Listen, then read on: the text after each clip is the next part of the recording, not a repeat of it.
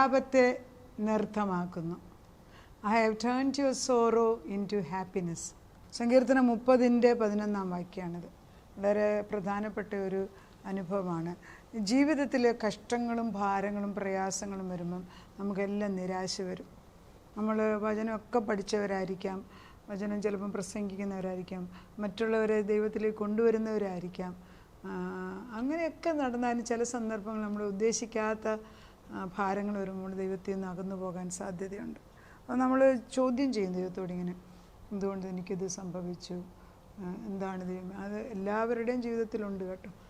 ഈ നിരാശ വരുമ്പോൾ ഇത് റിയാക്ഷൻ, അതായത് നമ്മൾ ഉദ്ദേശിക്കാത്ത പ്രശ്നം നമ്മുടെ മുമ്പിലോട്ട് വന്നിട്ട് നമ്മൾ ദൈവത്തെ വിളിക്കുന്നു, ഇനി എങ്ങനെ പ്രാർത്ഥിക്കണം എന്നറിയത്തില്ല, ഉപവസിച്ചാൽ പലരും എന്നെ വിളിച്ച് പറയാറുണ്ട്, എൻ്റെ മാഡം ഇനി എങ്ങനെയാണ് പ്രാർത്ഥിക്കേണ്ടതെന്ന് എനിക്കറിയത്തില്ല. അപ്പം വി സീ ദെയർ ഹെൽപ്ലെസ്നെസ്.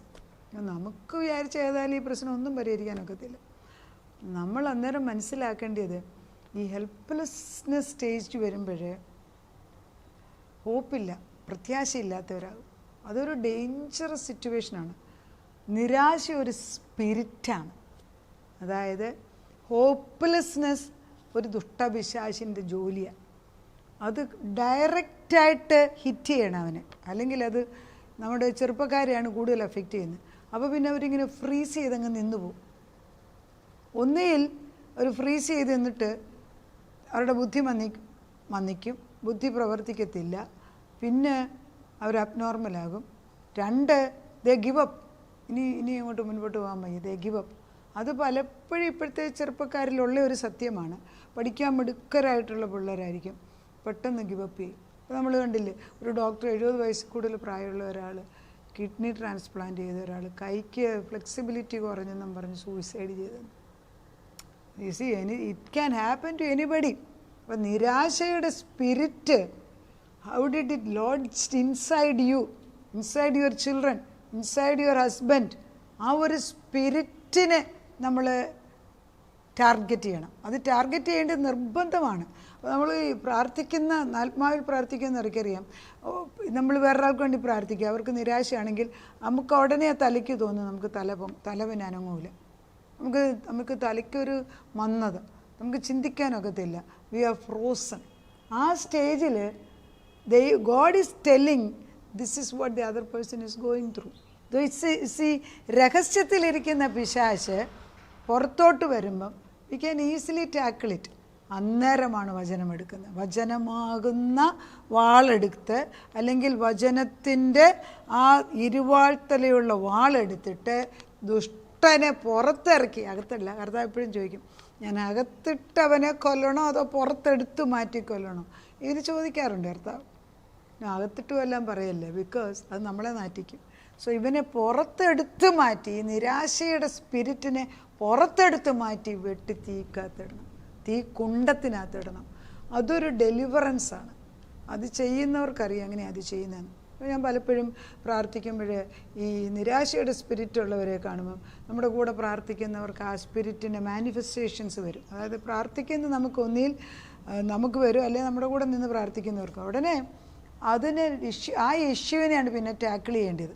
അത് നമ്മൾ ചെറുതായിട്ട് എടുക്കരുത്. ഉടനെ നമ്മൾ ഏറ്റവും നല്ലത് അന്നേരം വചനം പറഞ്ഞ് പ്രാർത്ഥിക്കുക, അല്ലെങ്കിൽ എൻ്റെ അഭിപ്രായത്തിൽ അന്യഭാഷ എടുക്കുന്നതാണ് ഏറ്റവും നല്ലത്. കാരണം നമുക്ക് അറിഞ്ഞുകൂടെ ഈ കുന്തത്തിനോട് എങ്ങനെയാണ് യുദ്ധം ചെയ്യേണ്ടത്.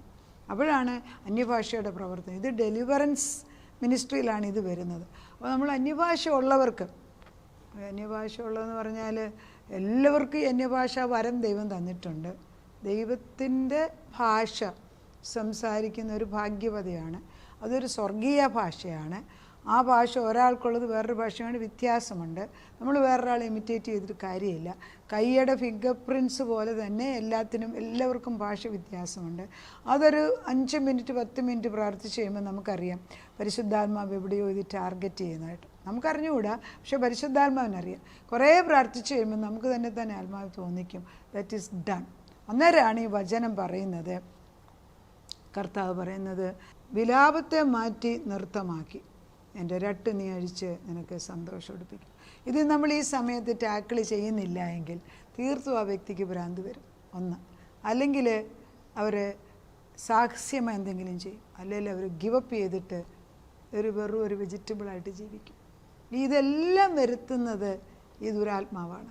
അപ്പോൾ അതിന് 30-ാം സങ്കീർത്തനത്തിലേക്ക് നമ്മൾ നോക്കുകയാണെങ്കിൽ നമ്മൾ വായിച്ച് നോക്കാം ഒന്ന് ഭാഗം. യഹോവേ, ഞാൻ നിന്നെ പുകഴ്ത്തുന്നു, നീ എന്നെ ഉദ്ധരിച്ചിരിക്കുന്നു. എൻ്റെ ശത്രുക്കൾ എന്നെക്കുറിച്ച് സന്തോഷിപ്പാൻ നീ ഇടയാക്കിയതുമില്ല.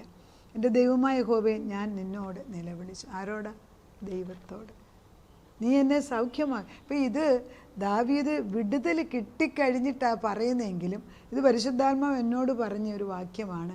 ഇത് കൊടുക്കുക, അനേകർക്ക് ഇതൊരു പ്രയോജനമുള്ള, അതായത് പലർക്കും വിടുതലിൻ്റെ സമയമായി. അതുകൊണ്ടാണ് പറയിപ്പിക്കുന്നത്, ആത്മാവ് പറയിപ്പിക്കുന്നത്.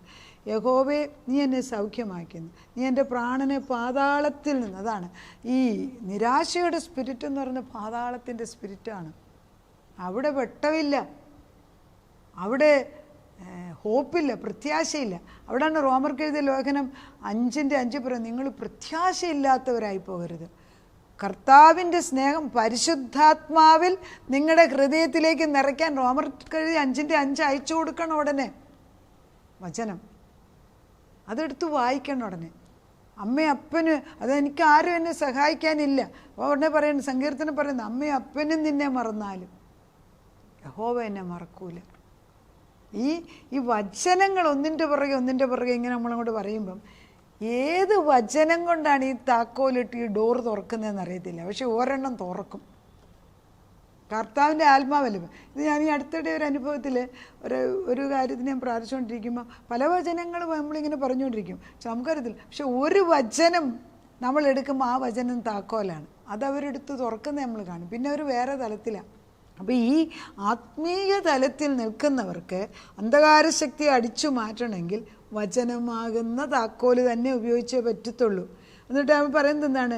ഈ ദാവീദ് പറയുന്നത്, ഞാൻ കുഴിയിലിറങ്ങി പോകാതിരിക്കേണ്ടതിന് നീ എനിക്ക് ജീവരക്ഷ വരുന്നു. അല്ലെങ്കിൽ ഞാൻ കുഴി പോയേന്, ഈ നിരാശയുടെ സ്പിരിറ്റ് വന്നാൽ സൂയിസൈഡ് ചെയ്യും, അല്ലെങ്കിൽ ഞാൻ ഗിവപ്പ് ചെയ്യും, അല്ലെങ്കിൽ സാഹസം കാണിക്കും, മറ്റുള്ളവരെ ഉപദ്രവിക്കും. ഇതൊക്കെ സംഭവിക്കാം. യഹോവയുടെ വിശുദ്ധന്മാരെ അവന് സ്തുതി പാടുവിൻ, അവൻ്റെ വിശുദ്ധ നാമത്തിന് സ്തോത്രം ചെയ്യും. അവൻ്റെ കോപം ക്ഷണനേരത്തേക്കുള്ള, അവൻ്റെ പ്രസാദമോ ജീവപര്യന്തം. സന്ധ്യയെങ്കിൽ കരച്ചിൽ വന്നു രാപാർക്കും, ഉഷസ്സിലോ ആനന്ദഘോഷം. അപ്പോൾ രാത്രി കാലത്ത് നമ്മൾ കരഞ്ഞു കിടക്കുകയാണ്, അത് കണ്ണുനീരോടുകൂടെ നമ്മൾ വിതയ്ക്കും. വിതച്ചാൽ സന്തോഷത്തോടെ ഒരു വിളവെടുക്കാൻ ദൈവം തരും. അത് നമ്മൾ ദൈവത്തോട് കൂടെ കണ്ണുനീരാന്ന് നമ്മൾ പദം പറഞ്ഞ് കിടക്കുക അല്ല ചെയ്യേണ്ടത്. ഞാൻ ഈ വചനം പലരും എന്നോട് പ്രയാസങ്ങൾ പറയുമ്പം ഞാൻ പിന്നെ പ്രാർത്ഥിക്കാമെന്ന് ഞാൻ പറയൂല. നമുക്ക് തന്നെ ഇപ്പം തന്നെ അങ്ങ് പ്രാർത്ഥിക്കാം. അതിലേത് വചനം പരിശുദ്ധാത്മാവല്ലേ ഏറ്റെടുക്കും, നമ്മളല്ലല്ലോ. ആ വചനം അവർക്ക് കൊള്ളുമ്പോൾ ആ വലിയ കുഴിയിൽ നിന്ന് നമ്മളൊരു കയറിട്ട് കൊടുത്ത് അതെല്ലാം ഒരു കയറിപ്പൊക്കോളും.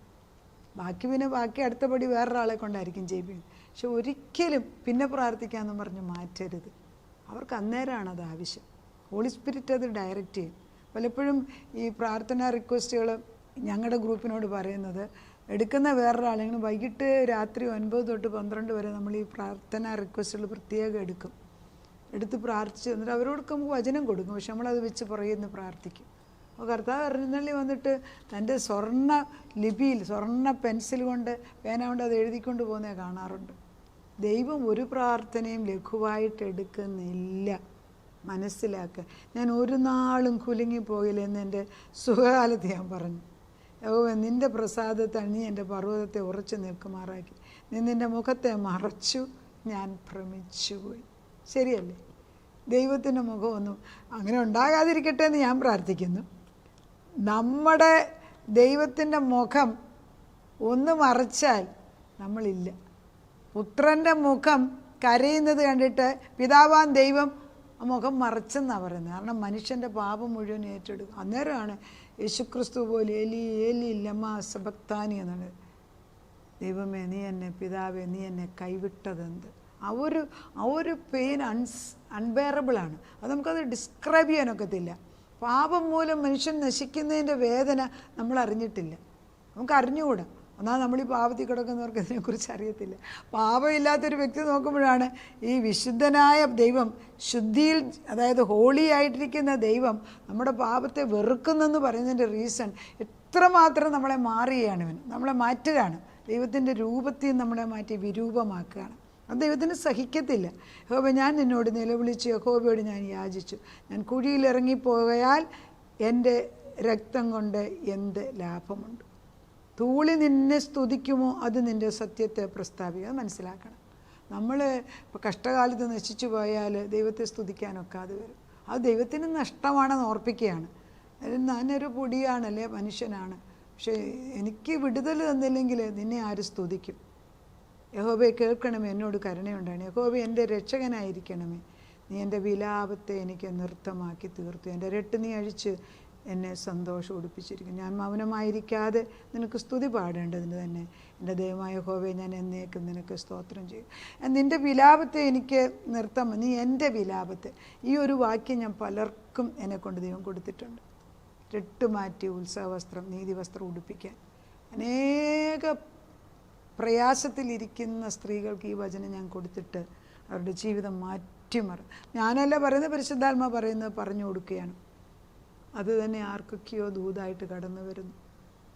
കടന്നു വാ ദൈവത്തിൻ്റെ സന്നിധിയിലേക്ക്. ദൈവത്തിന് അസാധ്യമെന്നൊരു കാര്യം ഇല്ലെന്ന്. ഏത് കുഴിയിലാണേലും അവൻ പൊക്കിയെടുക്കും. ഏത് പ്രശ്നമാണേലും അവൻ പരിഹരിച്ചു തരും. ഞാൻ ഒരു സമയത്ത് ഓർക്കുന്നുണ്ട്, ഒത്തിരി പ്രശ്നങ്ങൾ ഒരേപോലെ മക്കൾക്കുണ്ടായപ്പോൾ ഞാൻ എല്ലാം ഒരു പേപ്പറിൽ എഴുതി വെച്ചു. വരുന്നേരം അമേരിക്കയിലൊക്കെ പോയിക്കുമ്പോഴത്തേക്ക് വിശ്വാസം ഇങ്ങനെ ഷാറ്ററേ നമുക്ക് കാണാം. എല്ലായിടത്തും സംഭവിക്കും.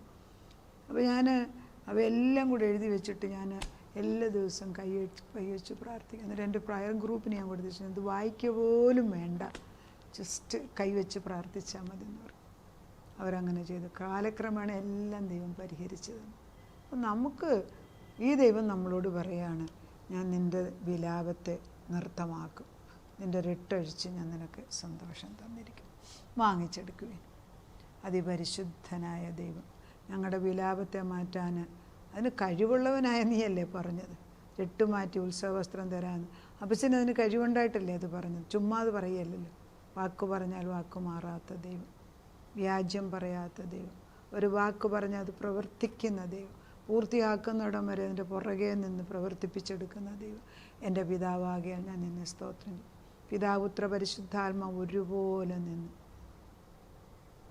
കഷ്ടത്തിൻ്റെ നടുക്കേക്ക് അനേക മക്കൾക്ക് ഇത് വെളിച്ചമായിട്ട് തീജ്വാലയായിട്ട് കടന്നു ചെല്ലുന്നു. അനേക നിരാശയിലിരിക്കുന്നവർക്ക് ഇത് വലിയ പ്രകാശമായിട്ട് ഇത് വലിയൊരു നക്ഷത്രത്തിൻ്റെ രശ്മി പോലെ ഇത് കടന്നേലിയാണ്. അനേക കുടുംബങ്ങൾക്കൊരു വീണ്ടെടുപ്പിൻ്റെ ആത്മാവ്. മക്കൾ മാറി നിൽക്കുന്നവരെ കർത്താവ് പിടിച്ചുകൊണ്ട് തിരിച്ചു വരുന്ന സമയം, യോജിപ്പിക്കേണ്ടവരെ യോജിപ്പിക്കുന്ന സമയം, കൊച്ചുമക്കളെ അപ്പനില്ല എന്ന് വേദനിക്കുന്നിടത്ത് അമ്മയില്ല എന്ന് വേദനിക്കുന്നവരെ നെരുപ്പിന് കൊണ്ടുവരുന്ന ദൈവം. കർത്താവിൻ്റെ സ്നേഹത്തിൻ്റെ ആഴം അറിയാൻ തക്കവണ്ണം നിൻ്റെ വായിൽ നിന്ന് വച്ചുന്ന വചനമാണ്. നിൻ്റെ വിലാപത്തെ ഞാൻ നൃത്തമാക്കിയിരിക്കുന്നു. അത് ഞങ്ങൾ ഏറ്റെടുക്കുന്നു. പക്ഷേ നിൻ്റെ രട്ടിനെ മാറ്റി ഞാൻ നിനക്ക് ഉത്സവവസ്ത്രം ഉടുപ്പിക്കുന്നു. കർത്താവേ, നീതിയുടെ വസ്ത്രം നീ ഞങ്ങളെ ഉടുപ്പിച്ചു കഴിഞ്ഞു. നിൻ്റെ രക്തത്താൽ ഞങ്ങളെ വീണ്ടെടുത്തതിന് സ്തോത്രം. നീ പറഞ്ഞ വചനം അയക്കുന്നു അപ്പച്ച. ഇതിൻ്റെ പൂർണ്ണ ഉത്തരവാദിത്വം നിനക്ക് തന്നെ. അവിടെ നിന്ന് അത് ചെയ്തെടുക്കുന്നതിനാൽ സ്തോത്രം. പ്രാർത്ഥനയുടെ ഉത്തരം തന്നതിന് നന്ദി. യേശു ക്രിസ്തുവിൻ്റെ പൊന്നുനാമത്തിൽ തന്നെ. ആമേൻ.